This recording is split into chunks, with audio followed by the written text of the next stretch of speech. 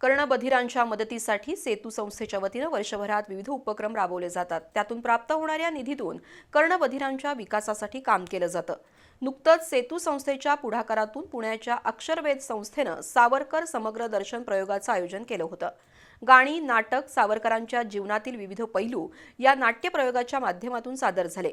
कोल्हापुरातील गोविंदराव टेंबे रंगमंदिरात झालेल्या या प्रयोगाला सावरकर प्रेमींची उपस्थिती होती। कोल्हापुरातील सेतू संस्था ही कर्णबधिरांसाठी कार्यरत आहे।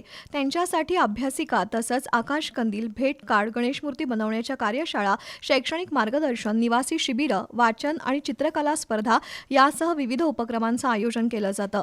सेतू संस्थेच्या माध्यमातून यंदा पुण्यातील अक्षरवेध संस्थेच्या वतीनं सावरकर समग्र दर्शन हा प्रयोग पार पडला। संस्थेचे अध्यक्ष रवी पाटील, उपाध्यक्ष अभय देशपांडे, उषा कुलकर्णी, उद्योजक मोहन घाटगे, नितीन वाडीकर, गुणीदास फाउंडेशनचे राजप्रसाद धर्माधिकारी यांच्या हस्ते प्रयोगाचं उद्घाटन झालं।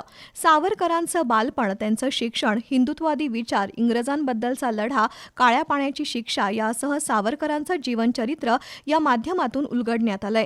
पहिलाच प्रयोग यशस्वी ठरला, त्याला सावरकर प्रेमींनी प्रचंड दाद दिली।